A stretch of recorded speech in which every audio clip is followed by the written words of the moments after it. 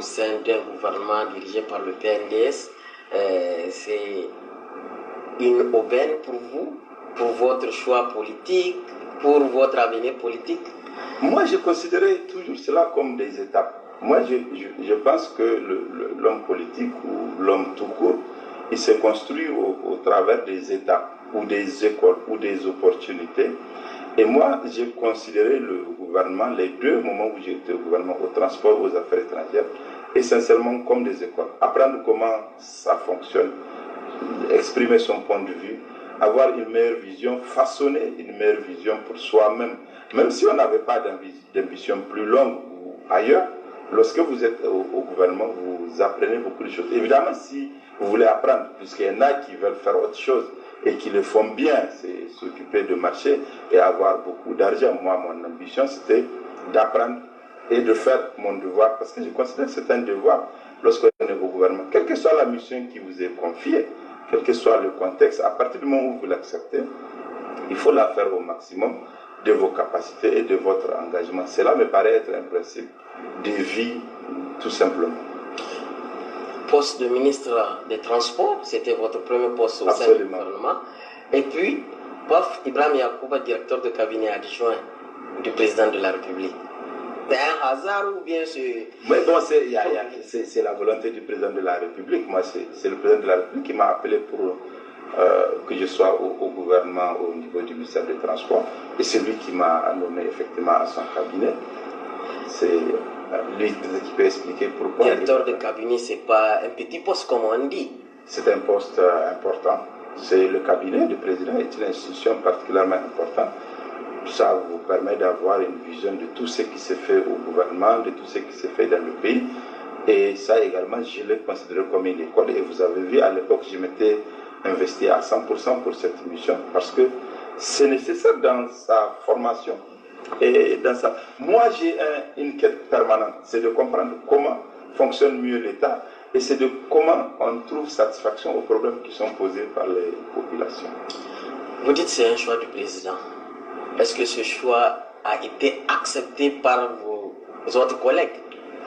Ah, je ne sais pas. Si on regarde a posteriori, ça n'a pas été accepté. Mais ça, c'est une autre histoire, comme on dit.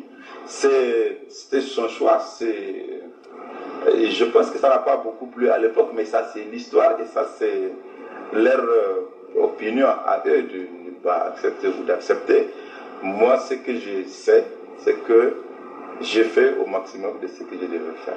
On dit que vous êtes le chouchou pourtant du président. Ah, moi, je ne sais pas. Il faut peut-être demander au président. Moi, j'ai fait mon devoir. Lorsque j'avais été nommé, j'ai fait efficacement au maximum des missions qui étaient confiées au transport. Je me suis occupé de tous les secteurs de transport.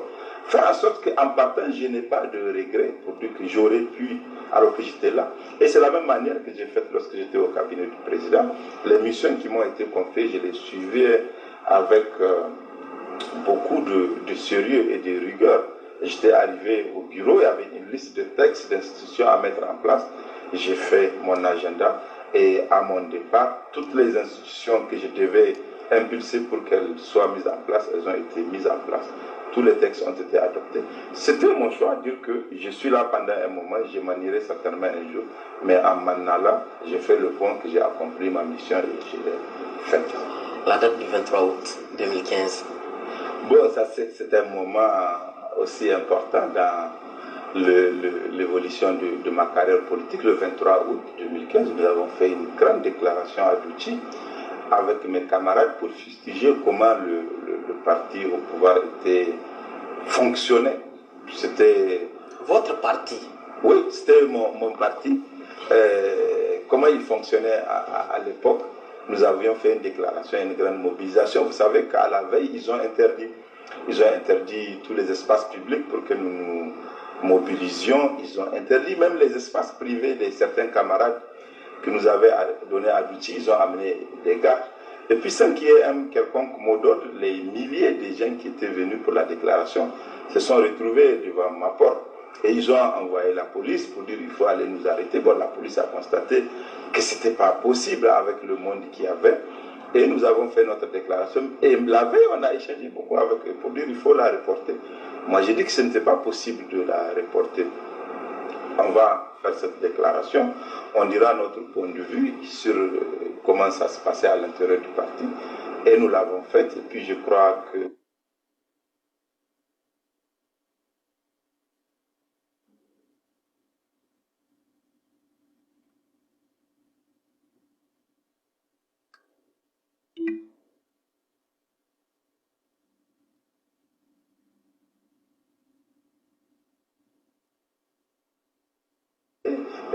présenter ma démission du cabinet du président. J'ai juste demandé quelques heures pour faire mes cartons du bureau et puis quitter. Je n'avais aucune amertume, mais sinon, beaucoup de gens étaient venus chez moi, nuitamment, ils proposaient, il faut écrire, mais j'ai refusé.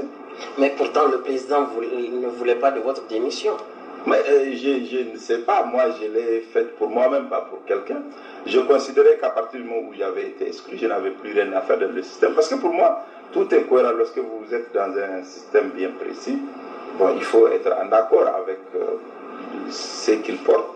Si vous n'êtes pas en accord, vous quittez. Et moi, c'est pour cela que j'ai quitté et j'ai considéré que c'était un moment politique très fort pour nous, très important ce qui s'est passé le jour-là. Donc, c'est pour ça que moi, je retiens la date de la déclaration que nous avons faite à Douti, mais je vous assure que je ne connais pas la date de mon exclusion, parce que je pense que vous avez donné la date de l'exclusion du parti. Je ne la connais pas, j'étais totalement... Avant la déclaration, j'avais été appelé par un des dirigeants de ce pays dans son bureau pour me dire qu'il y aura une réunion demain et que je pouvais être exclu. J'ai dit, mais que cela soit.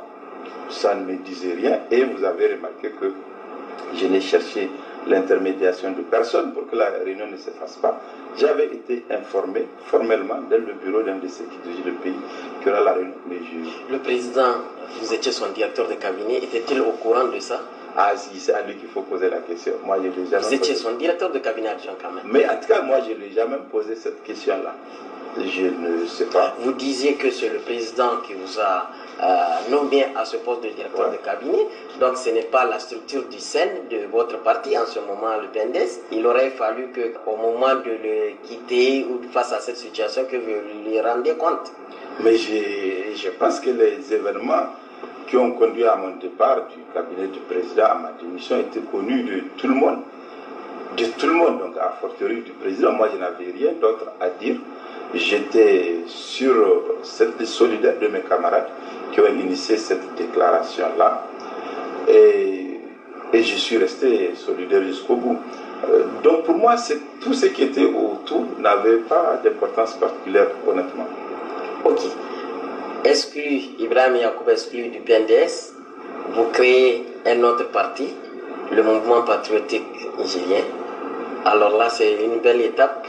Ah oui, c'est une... Mais avant le MPN Kishinkasa, en fait, on a tenté de faire d'autres partis, mais je crois qu'ils étaient informés, ils les ont bloqués. En vérité, on a déposé 2 ou 3 partis. Moi-même, personnellement, avec celui qui est devenu mon suppléant, le député Massani, on est allé officiellement déposer le texte d'un parti qui n'a jamais été reconnu. Puis, on est parti. On a rencontré, je crois que c'était le SG, on a demandé le ministre, on nous a dit qu'il était absent. Je suis venu dire que nous avons décidé de créer un parti. Vous vous rappelez, on avait fait une déclaration à Africa Hall où on annonçait qu'on créerait un parti. Eh bien, nous l'avons fait, nous avons pris tous les textes et nous sommes partis. Ils ne l'ont jamais reconnu.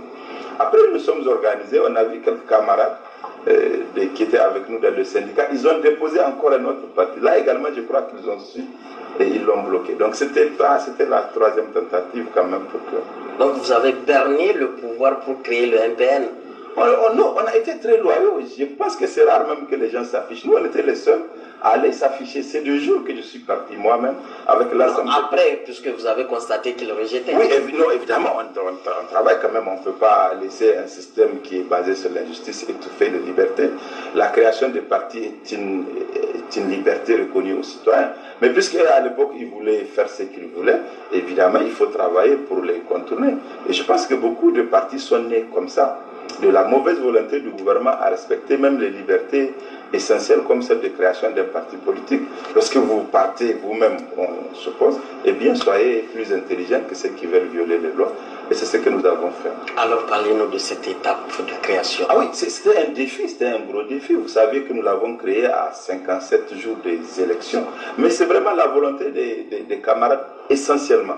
Lorsque moi j'avais démissionné, nous avions fait une réunion avec tous ceux qui étaient avec nous lorsqu'on avait fait la déclaration et qui ont estimé que non, ce qu'on a fait, on ne visait pas une personne, mais on visait un système. Dire qu'il y a des tares liées au fonctionnement de ces partis-là, il faut le corriger pour que ça soit un vrai parti, pas un fonctionnement sectaire comme celui-là.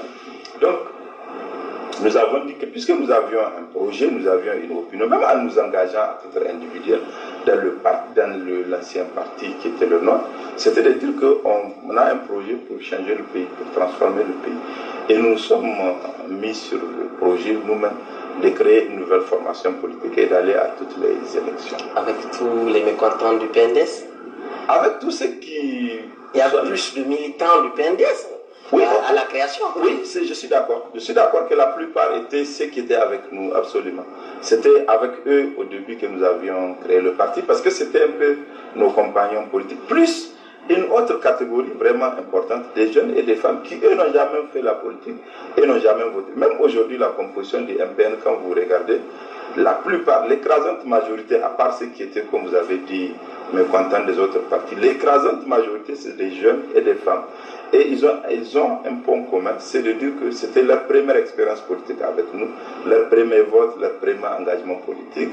Et je pense que c'était peut-être ça qui faisait croire aux gens que bon, on s'amusait. Non, vous voyez, c'est juste des jeunes et des femmes qui ne comprennent rien, qui ne savent rien de la politique. C'était pas grand-chose. Et en fait, ils s'est trompé parce qu'ils ne connaissent pas le pays. Quel rôle a joué quand même d'outils votre ville dans cette situation de création de MPN, la population de Douti? Oui, d'abord la déclaration a été un moment fort parce que c'était une déclaration juste au niveau de la commune de Douti, ils se sont mobilisés. Et au niveau du vote, nous avons été fortement soutenus. Dans cette région, moi je m'étais présenté dans la commune de Matankari et vous avez remarqué que dans l'ensemble du département, la proportion des voix que nous avions eues en si peu de temps et face à des partis très anciens et très enracinés de la zone, elle était... Qu'est-ce qui a fait cette réussite en 6 mois de création, 5e aux élections? En politique, généralement, il y a un aspect qui est important, c'est l'implantation. Mais lorsque j'étais arrivé au gouvernement et que j'étais dans l'activité politique, j'étais constamment à Maradi et à Douti, dans ces deux régions-là. Peut-être que ces contacts permanents ont fait en sorte que nous étions plus implantés là-bas qu'ailleurs. Et c'est peut-être cela qui explique que nous ayons assez progressé dans ces deux régions, dans ces deux zones, assez facilement. Mais un élément qui est particulier et qui nous a surpris, nous tous, c'est que dans l'ensemble des bureaux de vote du Niger et de la diaspora, il n'y a pas un seul bureau de vote où nous n'avions pas eu des gens qui ont voté pour nous. C'est cette adhésion nationale qui était mon élément de fierté. Et je l'ai dit après la proclamation des résultats, ce n'était pas le fait qu'on soit arrivé 5e et qu'on ait réalisé cette performance en peu de temps. Mon sentiment, mon élément de fierté et de satisfaction le plus important, c'était que nous étions portés par l'ensemble du pays et de la diaspora en si peu de temps. Il y a des zones où nous ne sommes jamais allés. Il y a des zones où nous n'avons jamais parlé à personne, ni au téléphone, ni par écrit, ni même de manière indirecte. Mais le jour du vote, dans tous les bureaux de vote de la diaspora, dans tous les bureaux de vote du Niger, il s'est trouvé des hommes et des femmes qui ont voté pour nous. Et ça, j'en suis extrêmement fier et j'en suis extrêmement reconnaissant. Après ces élections, donc, arrivé 5e au présidentiel, contre toute attente, vous rejoignez vos anciens amis. Oui, et lorsque nous sommes arrivés 5e, nous avons été approchés par les deux candidats qui étaient en liste. À l'époque, le président Hama était en prison, mais il nous a envoyé une délégation de 2 présidents du parti qui sont encore là, qui sont venus me voir pour dire que le président Hama souhaitait qu'on le soutienne. J'ai dit que je note et que nous allons présenter cela à notre bureau. Et nous avons été approchés par le président de la République et son premier ministre également pour que nous soutenions le président Youssouf au 2e tour. Vous avez remarqué que nous, on a été le dernier à nous prononcer. Nous sommes un parti fondé sur la démocratie. Lorsque nous avions eu connaissance de 2 propositions, nous avons discuté pendant 9 jours. pour dire qui nous devons soutenir ou bien nous ne devons même pas nous abstenir. C'est essentiellement la volonté des militants. Moi, je ne me suis pas prononcé, je ne le voulais pas, pour ne pas influencer qui que ce soit, pour laisser les gens s'exprimer. Et nous avons mis en place un comité. Après, le bureau politique s'est réuni à Africa, alors on a fait une grande assemblée générale pour dire que finalement nous soutenons le président Issoufou au deuxième tour. Beaucoup de gens qui n'étaient pas dans le parti étaient surpris. Mais tous ceux qui étaient dans le parti du village jusqu'à la ville, qui ont participé au processus de réflexion, étaient bien impliqués, les gens ont donné leur point de vue. Et même ceux de la diaspora, parce que nous, si on avait grandi de cette manière-là, c'est pas parce que nous on était différents ou on était riches, non, c'est parce que les gens ont adhéré. Et j'avais considéré que la contrepartie de cette adhésion, c'est qu'ils soient responsables de la décision qu'ils devaient prendre par rapport au deuxième tour. Donc c'était une décision du parti, dans son entièreté, de soutenir le président Issoufou. Peut-être que c'était lié un peu à la composition que vous avez évoquée. Oui, à l'époque, l'essentiel du parti était constitué des gens qui étaient avec nous dans ce parti-là et qui sont venus. J'ai toujours pensé que c'était essentiellement cela le moteur. L'influence de la décision, puisqu'ils étaient les plus nombreux, mais ça a été une décision démocratique de notre parti. C'est vrai qu'au niveau de l'opinion, on n'avait pas été compris, parce qu'on avait eu un discours très dur contre le pouvoir à l'époque sur ces questions. Mais lorsqu'il s'est agi pour ces jeunes partis de se rallier, je pense que l'influence d'une ancienne appartenance a fait que cette décision a été prise. Mais c'est vraiment une décision de l'ensemble du parti. D'ailleurs, vous avez remarqué, lorsqu'elle avait été prise, il n'y a eu aucune contestation, aucune réserve sur cette question. Et vous nous avez écouté, nous, lorsqu'on avait adhéré. On a fait une déclaration à peu près en 2 paragraphes. D'abord, nous estimons et nous espérions qu'il allait être porteur d'une gouvernance honnête, préservation des libertés, réduction de la pauvreté et consolidation des institutions démocratiques. Deuxième paragraphe, c'était espérer que ce soit un gouvernement capable d'être au service de la lutte contre le terrorisme et tous les trafics.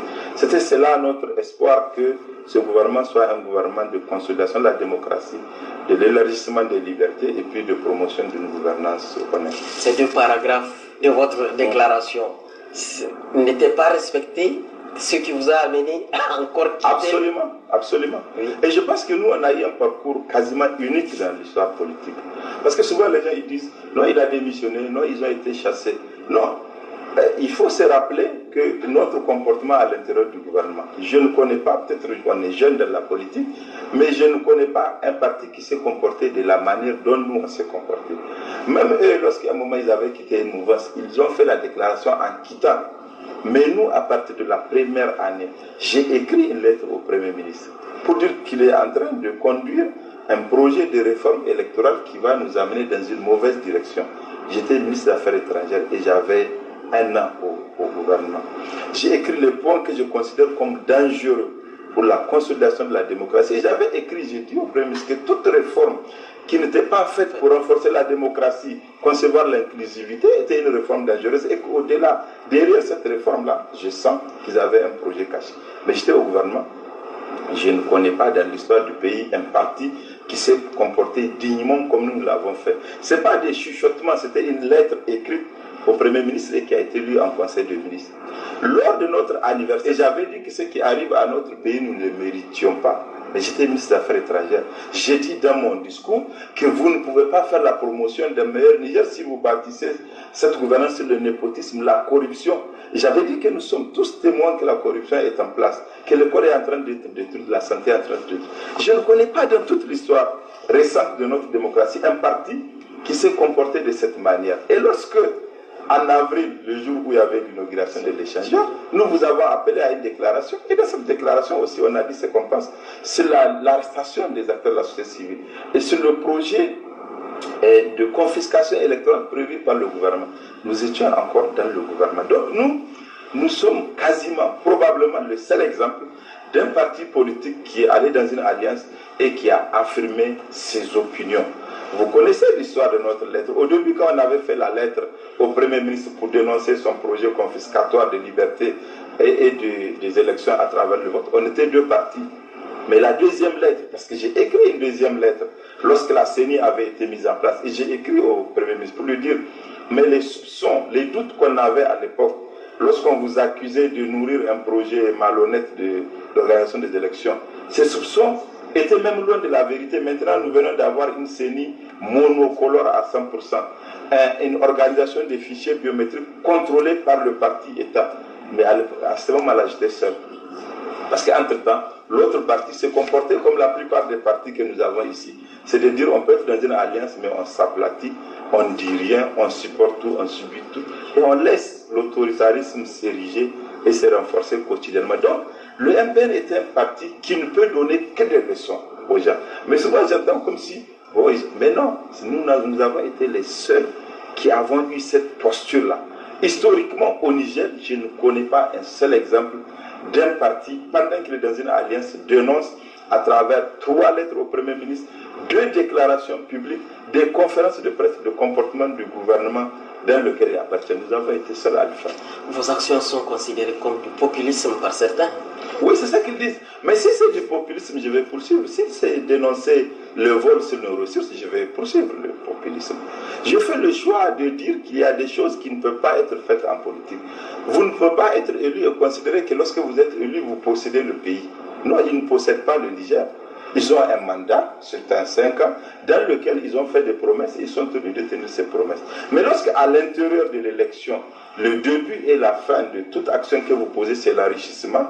Le début et la fin de toute action que vous posez, c'est détourner les ressources publiques pour des considérations personnelles ou partisanes. Nous n'avons plus en face de nous un gouvernement qui est digne d'assumer les fonctions du gouvernement. Le gouvernement, c'est être au service de la collectivité.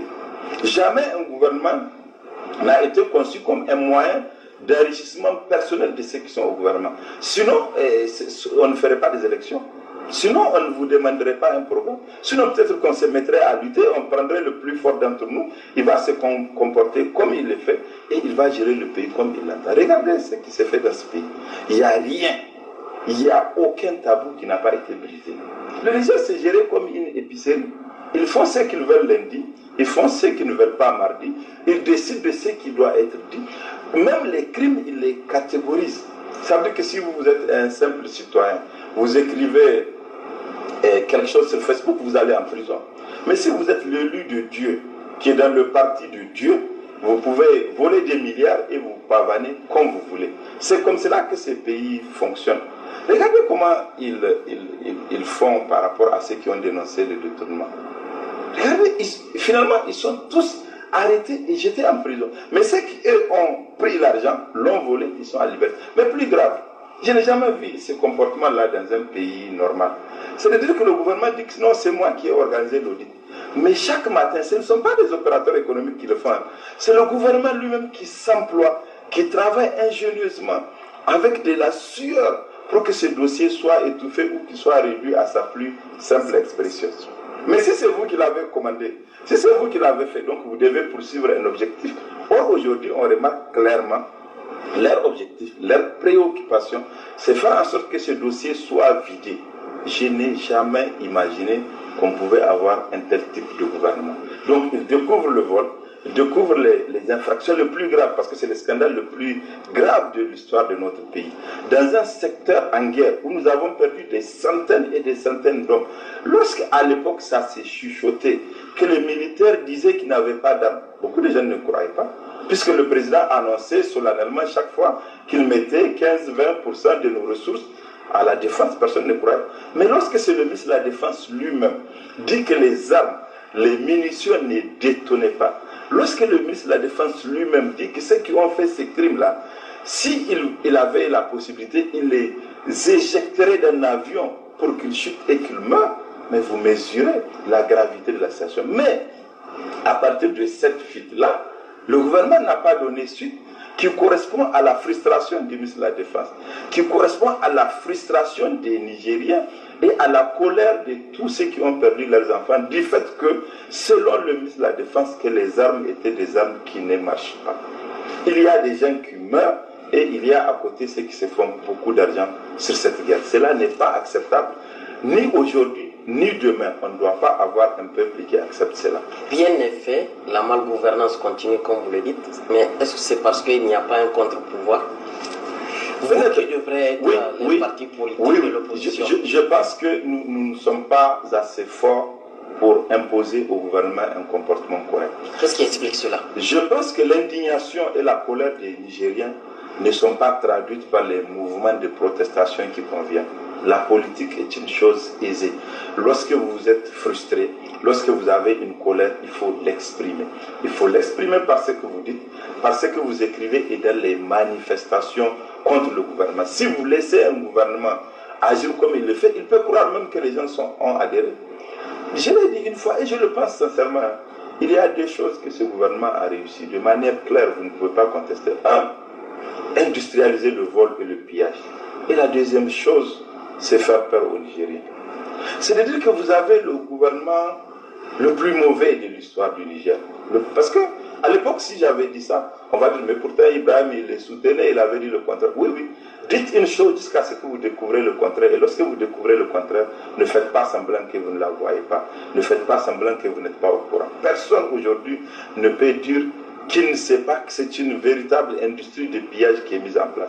Ce que nous avons vu à la défense, c'est probablement et certainement une partie de l'iceberg qui est dans tous les secteurs. Parce que, quand même, si vous remarquez, ce gouvernement-là, il ne s'est pas caractérisé par des choix politiques nouveaux ou audacieux. C'est pourquoi certains comme nous, à un moment, ont cru pour dire, bon, c'est un parti qui peut être progressiste. C'est-à-dire le changement à l'intérieur ou des prises de position panafricanistes à l'international, nous ne les avons pas. Donc ce n'est pas un gouvernement qui s'est distingué par des prises de position pour dire l'Afrique doit faire ceci, la dignité du Niger. Non, c'est essentiellement un gouvernement qui s'est distingué par son aplatissement aux intérêts étrangers. Lorsque le président de la République s'adresse et fait les allocutions, il ne s'adresse pas aux Nigériens. Il s'adresse à l'étranger. Il s'adresse, il est fier de ce que nous avons fait pour réprimer la migration, au nombre de bases étrangères qui sont installées au Niger, aux multiples réunions et aux répétitions mécaniques des mots d'ordre internationaux qui sont à l'ordre du jour. Mais les préoccupations, l'émergence des nouveaux Nigériens, plus dignes, des Nigériens auxquels on satisfait les besoins sociaux de base, ce n'est pas à l'ordre du jour. Vous avez vu la posture qui est faite, c'est qu'on vient à Niamey, on fait des routes surfacturées, extrêmement corrompues, de sorte que celui qui atterrit à Niamey, il va dire, oh, le Niger a changé. Oui, il a changé, parce qu'à l'intérieur, là que vous ne voyez pas, la pauvreté, elle s'est amplifiée. Elle est devenue plus dure, la misère s'est renforcée, l'éducation est abandonnée, la santé est liquidée, l'agriculture et l'élevage sont abandonnés. C'est ça le vrai Niger. Mais le Niger qu'ils veulent offrir aux Nigériens, c'est le Nigérien, c'est le Niger de la route qui va à l'aéroport, qui est déjà hypothéqué sur 30 ans, jusqu'aux résidences ou aux salles de conférence. C'est ce Niger-là qui compte pour eux, pour qu'ils aient bonne conscience qu'ils ont changé quelque chose. Comment on peut avoir bonne conscience lorsqu'on sait qu'à l'intérieur du Niger, la pauvreté s'est approfondie. Lorsqu'on sait qu'on n'est pas capable, même dans les villes, de fournir l'eau et l'électricité. Comment on peut avoir bonne conscience? Vous avez vu l'article de l'ancien chercheur de l'université qui considère que nous sommes plus pauvres que nos compatriotes des moments de l'indépendance. Comment dans ces conditions, on peut être fier juste parce qu'on a fait un goudron avec des lampadaires, etc. C'est ça le Niger qu'ils veulent offrir. C'est ça l'imposture qui est construite autour de ce gouvernement. Et si vous ne voyez pas ça, si vous ne chantez pas les louanges de l'échangeur, vous êtes un opposant qui est aigri. Non, nous sommes des gens responsables. Vous êtes le seul opposant dans ce cas. Mais je dis que je sois seul, ça ne change rien. Je garderai ma position parce que je pense qu'elle est juste. Je pense qu'elle est juste et je pense qu'elle est nécessaire. Et je pense que le Niger mérite. Vous qui m'interviewez aujourd'hui, vous avez été à l'école publique jusqu'à ce que vous deveniez agent de l'État ou employé au privé. Mais vos parents n'ont rien payé. Vous avez eu une école de qualité. Pourtant, à l'époque, il n'y avait pas autant de ressources. Moi, je suis allé à l'école primaire, école Lobby à Maradi, jusqu'à l'ENA, et je suis allé à la douane. Jamais on n'a payé quoi que ce soit pour mon éducation. Et je suis fier d'avoir rencontré tout mon parcours des enseignants dignes, dévoués, bien payés, bien considérés à l'époque de leur mission. Mais aujourd'hui, qu'on le dise ou qu'on ne le dise pas, tous les enfants qui vont dans les écoles publiques n'apprennent rien. Ibrahim Yacoub et le MPN ne sont pas dans le réel politique. Non, nous sommes dans le réel du peuple.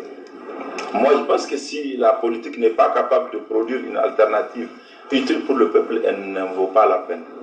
Moi, je ne la ferai pas. Je ne ferai plus rien qui ne soit pas nécessairement lié à la satisfaction du peuple. Puisqu'au fond, c'est ça le contrat, non? Pourquoi, au nom de qui, au nom de quoi, pardon, est-ce qu'on vous mettrait devant si vous ne vous souciez pas de la population? Avez-vous le sentiment d'être seul dans ce combat? Non, les Nigériens, ils adhèrent.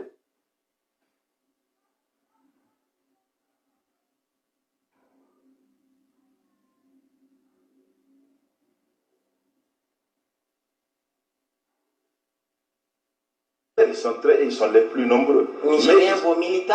Non, je parle des Nigériens. Moi, je considère les militants du MPN comme une composante du peuple. Et pourtant, on ne voit que le MPN. Les gens pensent que c'est le MPN seulement qui fait l'opposition. C'est notre choix.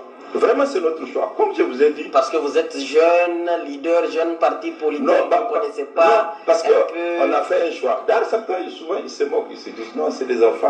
Ils sont juste pressés, ils vont aller se casser la figure.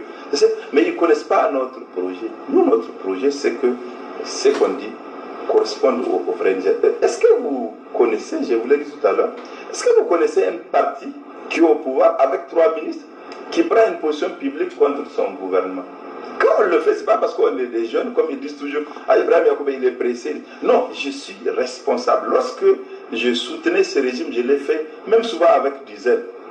Parce que je croyais, honnêtement, je croyais que ces régimes-là, ces pouvoirs-là pouvaient apporter du changement. Et c'est pour cela que moi, lorsque je faisais la politique, probablement, je suis même certain, lorsque j'étais au gouvernement, je dois être le ministre qui est le plus à l'intérieur du pays. Il n'y a absolument aucun doute. Lorsque j'étais au ministère des Transports, lorsque j'étais au cabinet du président, et même lorsque j'étais au ministère des Affaires étrangères, où j'ai passé beaucoup de temps à l'étranger, le rare moment où je suis au Niger, je suis à l'intérieur du pays. Donc j'ai même la prétention de dire que la plupart de ceux qui nous dirigent là, ils ne connaissent plus le Niger. Peut-être qu'ils l'ont connu un moment. Aujourd'hui, ils ne le connaissent plus. Et c'est pourquoi ils ne s'adressent pas à ce pays. Et c'est pourquoi ils disent, ah, Ibrahim, c'est du populisme. Que, quels que soient les qualificatifs qu'ils choisiront, ce sera leur problème à eux. Moi, mon problème à moi, c'est de voir un Niger où les considérations populaires sont satisfaites. Vous dites que ce régime, c'est un régime corrompu, de corrupteurs, qui instaure la malgouvernance partout. Est-ce que Ibrahim Yacoub quand même a été approché pour qu'il se taise ou bien menacé? Non, ce n'est pas seulement moi qui le dis, ou ce n'est pas uniquement moi qui le dis, mais c'est les Nigériens qui le disent. Vous avez vu une étude d'Afrobaromètre que nous avons commentée, qui dit que lorsque les Nigériens, qui montrent le point de vue, la vraie opinion des Nigériens lorsqu'ils sont interrogés dans l'anonymat et la discrétion, vous avez vu, quasiment une écrasante majorité des Nigériens disent que ce gouvernement conduit ces pays dans une mauvaise direction. Et une grande fraction de notre pays pense que c'est une administration et c'est un gouvernement corrompu. C'est une gouvernance corrompue. Donc c'est le point de vue des Nigériens. Évidemment, tous les Nigériens ils n'ont pas accès à Anfani pour le dire, mais moi j'ai accès à Anfani et je le dis aujourd'hui. C'est le point de vue des Nigériens. Vous avez été approché ou bien certains de vos militants ont été approchés pour se taire? Non, je ne sais pas, moi, personne ne m'a... Mais pourquoi on serait approché? Par contre, on est critiqué là-dessus, vous voyez tout le temps. Pourquoi Ibrahim les critique alors qu'il était avec eux? Non, mais même si j'étais avec eux, je ne peux pas cautionner ça. D'ailleurs, c'est le devoir de même ceux qui sont au pouvoir de dénoncer cela. Dénoncer un acte, c'est le devoir de chacun, quelle que soit la position dans laquelle on se trouve. Donc on ne va pas dire, non, au nom du fait qu'on était avec eux, on ne dénoncerait pas. Mais qu'est-ce qu'ils n'ont pas dit et sur leurs anciens et sur leurs nouveaux alliés? Ça, ils le font tous les jours, quotidiennement, selon le moment où ça les arrange, ou lorsque vous êtes amis ou adversaires à eux, ils disent ce qu'ils pensent. Mais ça ne les dédouane pas demain de dire une chose contraire et de faire le contraire. Nous, notre position, notre développement, dans le développement de notre parti, il faut que les choses soient claires.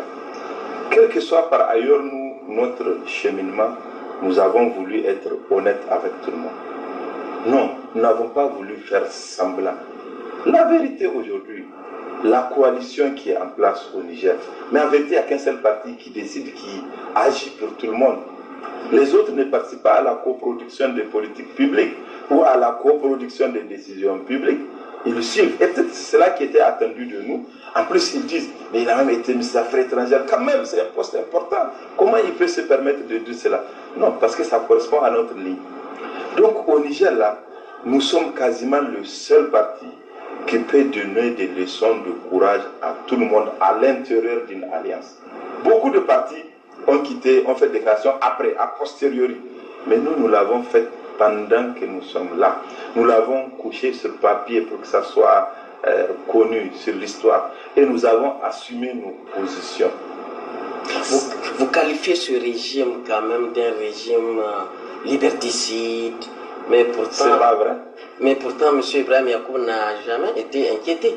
Mais moi, je n'ai rien fait qui puisse m'amener à... Moi, je ne fais même pas ce qu'ils faisaient. Comme on dit, moi, je ne crée pas des choses. Je dis ce qu'ils font. Ils peuvent fouiller partout, rien contre Ibrahim Yacoub. Mais même demain, ils peuvent trouver quelque chose contre moi. Ils peuvent me jeter en prison. Ça n'a pas peur. Mais je n'aurai jamais peur parce qu'ils ne me donneront pas un jour de plus sur ma vie, parce qu'ils ne changeront pas mon destin. Moi, demain, s'ils veulent chercher quelque chose, ils trouveront, ils me jetteront en prison. C'est leur propre problème à eux. Moi, mon problème à moi, c'est que pendant que je suis en vie, pendant que je peux faire quelque chose pour mon pays, que je remplisse mon contrat. Et aujourd'hui, mon contrat, c'est de dire ce qui doit être. Si vous vous remarquez, depuis que nous sommes à l'opposition, même dernièrement, j'ai fait une analyse de la loi de fait. Toutes les fois que nous critiquons, nous proposons quelque chose d'alternatif. Pour dire que nous ne sommes pas soucieux de leur situation à eux, mais de la situation de notre pays. Donc, toutes les fois que nous critiquons un texte de loi, nous proposons des alternatives. Pour dire, vous le faites très mal, mais voilà ce que vous devrez faire. Donc, moi, ce qui peut m'arriver, ce qu'ils peuvent chercher ou trouver, les raisons qu'ils peuvent trouver pour m'arrêter, c'est leur problème et à eux seulement. Moi, ce n'est pas mon problème et ce n'est pas ma préoccupation. C'est votre problème. On a touché un peu à une entreprise que votre épouse dirige. Est-ce que c'est Ibrahim Yacoub qui est cherché? Qu'est-ce qui se passe en ce moment? Elle a dit à l'opinion ce qui s'est passé et elle a été très explicite et très claire sur ce qui était en train de se passer. Et aujourd'hui, l'ensemble des Nigériens se sont rendus compte au nom et autour de quoi ce projet a été fait. Et je pense qu'elle a été très claire et très complète sur cette question. Très claire, très complète. C'est Ibrahim Yacoub qu'on cherchait?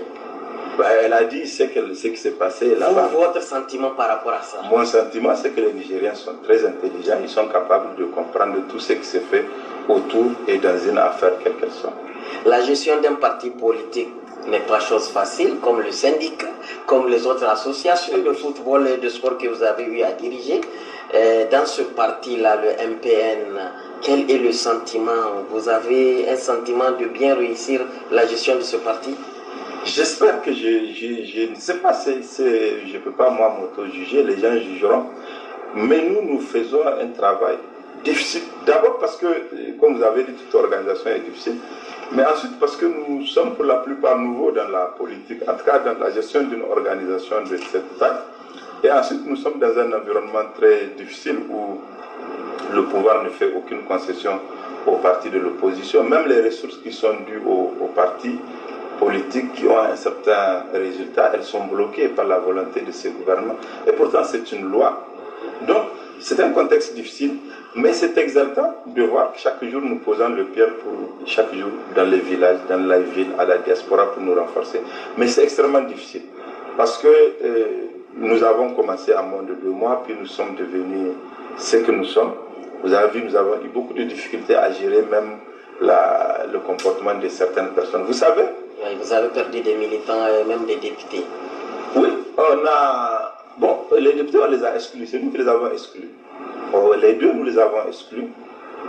D'abord parce que nous considérons que ce qu'ils faisaient était inacceptable, puisque le premier voulait faire un congrès à quelque part, et le deuxième, pendant que nous étions à l'opposition, a dit qu'il soutenait le président de la République. Nous considérons que la position du parti étant de s'opposer à ces gouvernements, ces mauvais gouvernements, nous n'avons pas accepté que les partis le fassent. Certains partis ont accepté cela, que leurs députés. Nous avons refusé. Nous avons dit que nous faisons un choix très clair. Et qu'en fin de compte, en politique, c'est le parti qui fait les hommes, ce n'est pas l'inverse. Donc nous les avons exclus pour cela, pour dire qu'il y a des choses qu'il ne faut pas faire en politique. Les élections s'il y a élection pour cette année, c'est dans moins de 6 mois. Pourquoi vous doutez, vous? Non, c'est un sentiment. Je pose la question au président d'un parti politique. Mais je ne veux pas vous décourager. Y aura-t-il élection? Mais c'est obligatoirement, il faut des élections. C'est le mode de dévolution du pouvoir dans une démocratie. Donc il y aura forcément et obligatoirement. Vous allez y participer? Absolument, nous l'avons annoncé que nous participerons à tous les scrutins qui seront organisés dans ce cadre. Comment envisagez-vous son organisation? Nous la dénonçons tous les jours. Nous sommes très en pointe contre l'organisation. Et vous avez vu, même là, nous avons été très sérieux avec nous-mêmes et avec l'opinion. Lorsque le code électoral était en train d'être changé, nous étions au gouvernement, nous l'avons dénoncé. Et nous avons écrit au Premier ministre, en indexant les articles et en faisant des propositions article par article, pour dire voilà les dispositions qui ont fait le consensus dans toute l'histoire électorale du Niger. Voilà une tradition qui nous a servi, c'est le dialogue. Revenez à cette histoire-là, revenez à cette tradition pour que nous ayons un processus auquel tout le monde participe. Parce que la qualité d'un processus, c'est l'adhésion de tout le monde. Même si vous êtes sûr de gagner, vous ne pouvez gérer un pays que lorsque les gens ont fait confiance au processus qui vous a permis d'arriver au pouvoir. Si les gens ne croient pas à ce processus, ils vous combattront et ils vous feront tomber, il n'y a aucun doute, quelle que soit la situation. Donc nous l'avons dit lorsque nous étions au gouvernement, nous l'avons écrit. Et comme je vous ai dit, nous sommes probablement un des partis qui a le plus travaillé sur le code électoral, article par article. Disposition par disposition, nous avons écrit, nous avons rédigé une recommandation. Et vous avez vu, lorsque nous avions quitté le gouvernement, le Premier ministre a tenté de nous convoquer à quelques sessions du CNDP. Nous avons refusé. À la troisième lettre qu'il avait écrite, je lui ai répondu. J'ai dit, nous, en tant que MPN, et au nom du Front Patriotique, nous n'irions à cette réunion que lorsque vous acceptez d'inscrire le code électoral comme point de discussion. Et il l'a fait. Et lorsqu'il l'a fait, nous sommes partis. Et nous avons lu une déclaration pour dire, voilà ce que nous estimons être notre héritage en matière d'organisation des élections. Nous appelons le gouvernement à ne pas s'en écarter et à revenir au dialogue. Et nous avons mis en place un comité ad hoc. Nous avons beaucoup travaillé, nous, au niveau de l'opposition et au niveau des autres partis, pour que ce comité voit le jour. Mais lorsqu'à partir du 26e jour, on s'est rendu compte que même si les dispositions habituelles, traditionnelles, ils ne voulaient pas faire de concessions, nous avons instant quitté ce comité et nous sommes partis. Donc nous avons dénoncé la loi électorale depuis que nous étions au gouvernement, et lorsque nous l'avions dénoncée, nous avons apporté des propositions article par article.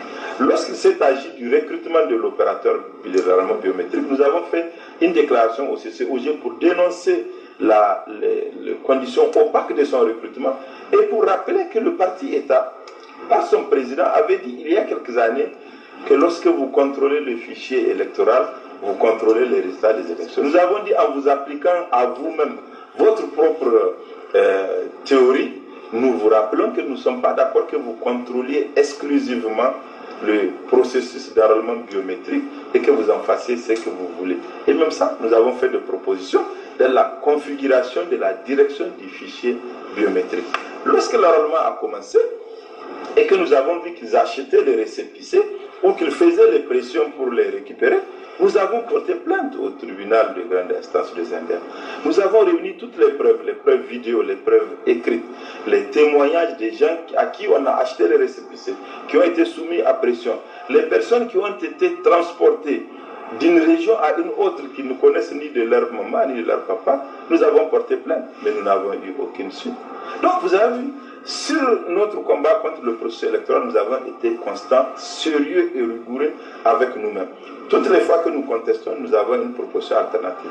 Et lorsque nous avons vu que les déclarations, les conférences n'ont servi à rien, nous avons dit, bon, nous sommes une démocratie, il y a un juge, nous lui donnons le moyen de sanctionner ceux qui violent la loi.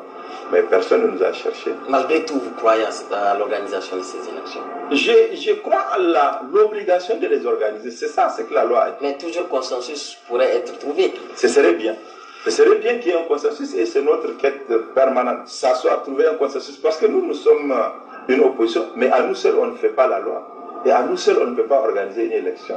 Donc forcément, que nous le voulions ou pas, nous devons nous asseoir avec eux. Et qu'ils le veuillent ou pas, ils doivent s'asseoir avec nous pour qu'il y ait une élection consensuelle. Parce que normalement, l'organisation des élections dans une démocratie établie, elle ne fait pas donne pas cours à ce genre de dénonciation. On confie même à un gouvernement de l'organiser. C'est une activité traditionnelle des administrations. Mais puisque dans nos gouvernements, nous ne les faisons pas confiance, d'ailleurs eux-mêmes maintenant, ils reconnaissent qu'au Niger, ils ont dit, leur ministre a dit, que personne ne fait confiance au président et au ministre. Ce n'est pas moi qui ai dit ça, c'est un membre de leur gouvernement.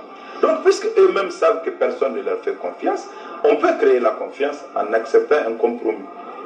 En plus, ce qui est demandé, il n'y a rien de nouveau. Hein. Il n'y a rien de particulièrement élevé pour eux. Il n'y a rien de particulièrement inaccessible pour eux pour qu'ils le refusent. Puisque ce que nous avons demandé, c'est ce qui a été pratiqué avant et qui avait garanti la transparence. Mais aujourd'hui, puisqu'ils se savent impopulaires, ils ont besoin d'une loi qui doit être pour eux une provision pour s'assurer le vote, ou par la corruption, ou par la manipulation, etc. Est-ce que selon vous, toutes les conditions sont réunies pour l'organisation de ces élections? On parle notamment du vote des Nigériens à l'extérieur de la diaspora. Est-ce que vous pensez, puisque dans ce contexte aujourd'hui d'insécurité, de Covid-19, tout est là pour une bonne organisation? Non, même en dehors de la question du Covid-19, même en dehors de la question de la sécurité, en fait, il n'y a pas la volonté pour faire des bonnes élections. Vous savez que le fichier biométrique est un engagement de 10 ans. Normalement, le président de la République s'était promis de le mettre en place dès la première année de son premier mandat. 10 ans, il ne l'a pas fait. Donc, en dehors de tout le contexte, si vous voulez avoir de bonnes élections, il faut que la volonté soit. Or, pour ce que nous avons en face, il n'y a pas la volonté. Ce qu'ils veulent, en vérité, c'est de créer les conditions pour qu'ils organisent les élections dans n'importe quelle condition et que leur candidat puisse être élu. Le candidat que vous avez des relations avec lui? Oui, j'avais des relations avec lui, particulièrement lorsque j'étais dans le parti, au gouvernement, etc. Nous avons eu de très bonnes relations avec lui. Vous dirigez un parti politique, il dirige un parti politique, il n'y a pas d'approche, il n'y a rien? Non, nous sommes, nous, à l'opposition de ces... Rien ne dit à l'opposition comme au pouvoir que vous n'allez pas vous voir? Non, on se voit dans le cadre du dialogue qu'ils ne veulent pas. Moi, je travaille personnellement, vraiment, je pense que je travaille personnellement pour que le dialogue se mette en place. Parce que j'ai une conviction simple, je voulais indiquer, il n'est pas possible à notre opposition, malgré le niveau de détestation qu'on peut avoir à l'égard de n'importe quel gouvernement, une opposition ne peut pas faire la loi toute seule, elle ne peut pas faire le consensus toute seule.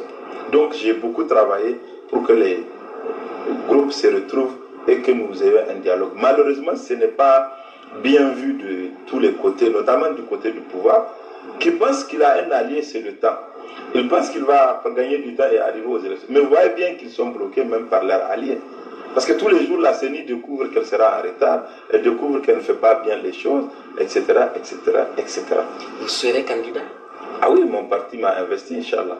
Je serai candidat aux élections si je suis vivant. Face à Bazoum, de l'autre côté aussi? Bon, ça c'est leur choix, ils choisiront qui ils voudront. Ils pourront même ne pas choisir, c'est leur volonté, moi je ne peux pas la commenter. Moi, mon parti m'a investi et si Dieu me prête vie en ce temps-là, je serai candidat. Et si je ne suis pas vivant, le parti aura un autre candidat. Aucune occasion de volte-face? Non. Il n'y a pas de tergiversation. Nous sommes ceux qui peuvent donner des leçons aujourd'hui.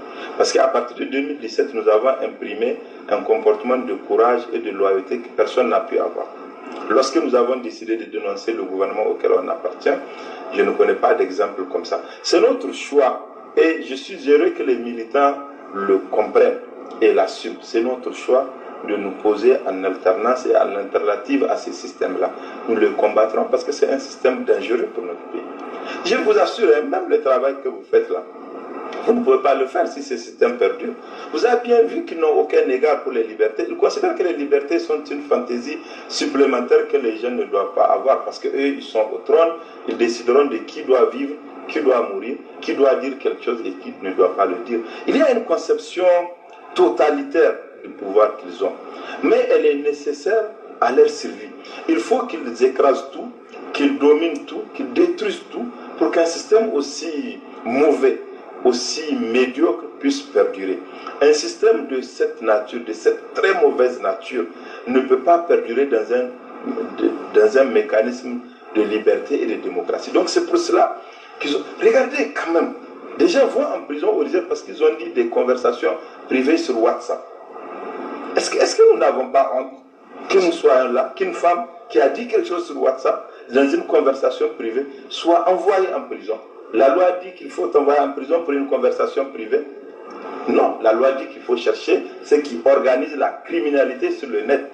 Est-ce que ce que je peux te dire à toi peut être une organisation criminelle à partir du moment où je n'ai pas dit qu'il faut faire un projet pour destituer un pouvoir, qu'il faut tuer quelqu'un, qu'il faut attaquer quelqu'un? J'ai dit mon opinion dans une conversation comme je le fais ici. Mais au Niger de 2020, une femme peut aller en prison pour cela. Quelqu'un écrit une chose sur Facebook, il peut aller en prison pour cela alors qu'on peut apporter le démenti. Vous pouvez porter plainte 3, 4 fois. Nous avons un nombre de plaintes que je ne connais pas. Vous pouvez apporter des plaintes, elles n'auront aucune suite. Mais quelqu'un qui a le pouvoir, il porte plainte, vous arrivez directement le même jour de la police à la prison. Mais les actes graves qui sont très graves, les liés au narcotrafic dans ce pays, liés au détournement, au trafic de devises, au pillage des ressources publiques de notre pays, le plus pauvre considéré au sens de l'IDH, ces actes-là ne donnent lieu à aucune sanction. Mais si vous, Kader, il dit, vous dites que non, ces gens-là ne vont pas organiser des élections. Quelqu'un a dit ça, il est allé à la PJ. Est-ce que c'est croyable quand même? Moi j'ai du mal à croire que voilà, nous sommes dans un pays, une démocratie. Quelqu'un dit, ces gens-là n'organiseront pas des élections. Il est à la police. Une femme dit sur WhatsApp à une de ses amies, je ne veux pas payer cette cotisation pour la gestion du Covid. Elle va en prison. Non, quand même. Mais cela va, je vous assure, il ne faut pas se tromper. Hein. Cela va continuer tant que nous n'aurions pas une réaction populaire importante qui dit que ça suffit. Vous ne pouvez pas vous comporter comme ça, vous ne pouvez pas nous traiter comme ça. Tant que nous n'avons pas cette réaction-là, eh bien, ils continueront à faire ce qu'ils voudront, le jour qu'ils voudront, et sur qui ils voudront le faire. Quelles sont vos relations avec Salou Djibo? Salou Djibo, c'est le président du CSRD. Je l'ai connu lorsqu'il était président du CSRD. Et nous avons gardé de bonnes relations avec Salou. Vous savez, avant même que je sois au gouvernement, je suis dans la fondation et je travaille avec Salou. Je l'ai accompagné dans beaucoup de déplacements. Nous avons gardé des relations de parfait respect et de parfaite considération mutuelle entre nous. Une alliance MPN-Boubara? Nous n'avons jamais parlé politique avec lui. Nous avons gardé de très bonnes relations personnelles avec lui.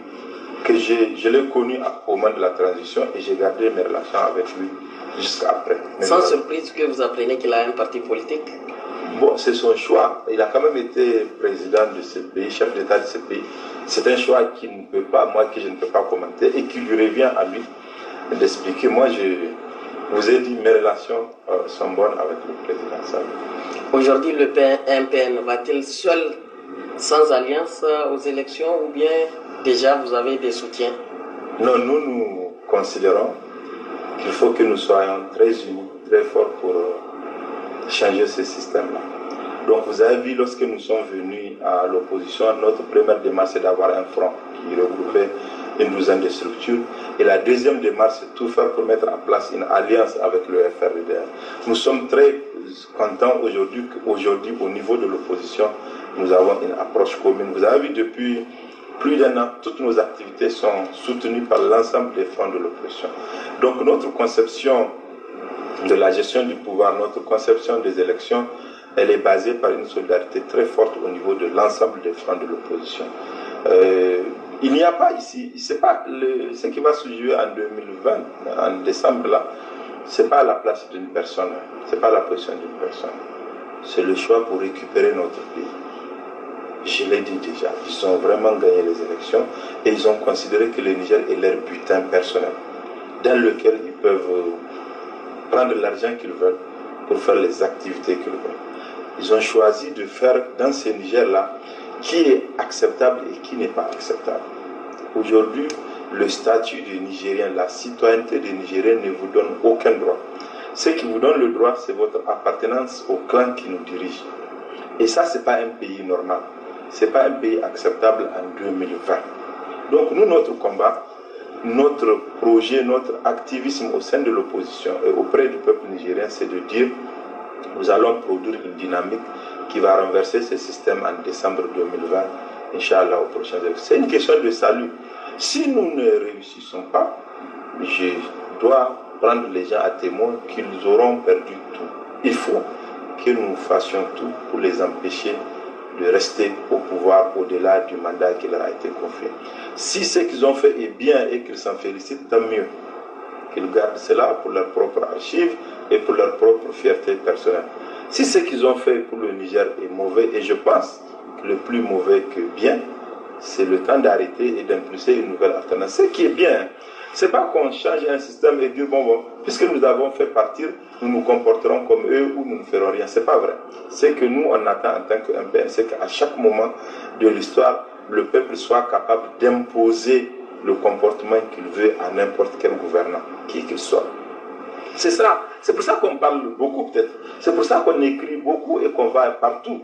Et lorsqu'on va, c'est de dire que, en vérité, c'est vous qui avez le pouvoir. C'est ça que nous disons. Toutes nos activités, tous nos meetings, c'est de dire, mais c'est vous qui avez le pouvoir. Au niveau communal, c'est vous qui pouvez choisir un maire. Et c'est vous qui pouvez sanctionner un maire lorsqu'il est mauvais. Au niveau régional, c'est les listes de députés. C'est vous qui avez le choix des députés et de les sanctionner lorsqu'ils sont mauvais. Au niveau national, c'est vous, par votre bulletin, qui avez le choix de sanctionner un mauvais gouvernant ou de récompenser. C'est le bien. Mais aujourd'hui, au Niger, je ne sais pas s'il se trouve un secteur qui se porte bien. Moi, je ne le connais pas. Monsieur le Président, quelle est votre relation avec le président Hama Amadou Loumana? Nous avons de bonnes relations avec le président Hama et avec son parti. Vous avez vu, lorsque moi j'étais en France il y a un peu plus d'un an, et lorsqu'on l'avait rencontré, on avait diffusé cela. Alors qu'à l'époque, il était interdit de les rencontrer.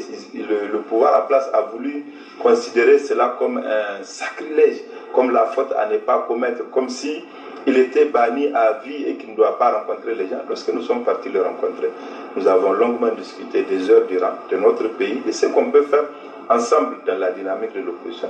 Et nous l'avons publié. Et nous avons aujourd'hui des discussions régulières avec son parti. Même lorsqu'il n'était pas là, nous étions constamment en discussion avec son parti. Nous faisons le choix de tous ceux qui veulent faire le changement de ce système. Votre dernier mot? C'est deux choses importantes, vraiment. Le premier, c'est la prière, pour que Dieu garde notre pays dans la sécurité et la paix. Ce gouvernement en est incapable. De toute évidence, nous perdons chaque jour du terrain, nous perdons chaque jour des hommes, civils et militaires, on les enlève. Il y a des groupes terroristes qui prélèvent l'impôt dans notre pays. Donc ce gouvernement en est incapable. Je prie Dieu qu'il nous préserve et qu'il nous maintienne en paix. Je prie Dieu qu'il donne un hivernage fécond pour les populations des agriculteurs de notre pays qui sont les plus importantes. Et l'autre, c'est un appel à la résistance. Je le dis tous les jours. Lorsque un peuple accepte de se taire, il devient complice des mauvaises pratiques qui sont en place.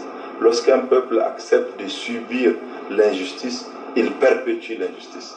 Nous avons la possibilité dans une démocratie de dire non, de nous battre, de nous élever, de sortir massivement pour que le monde entier soit témoin de notre frustration et de notre colère.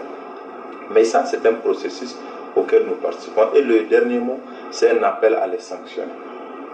Nous avons à faire à un système qui va utiliser beaucoup d'argent, qui utilise de tous les trafics, connus ou pas connus du grand public, pour aller battre campagne. Moi, j'appelle les Nigériennes et les Nigériens, dans le secret de leur vote, à faire usage de leur conscience pour battre ce système et faire en sorte que cela soit une sanction pour tout celui qui peut arriver au gouvernement. Savoir que lorsque vous êtes élu et que vous devenez en cours de route un mauvais gouvernant, le peuple vous sanctionne. Donc j'ai prié Dieu qu'il nous aide à réaliser l'alternance cette année, Inch'Allah.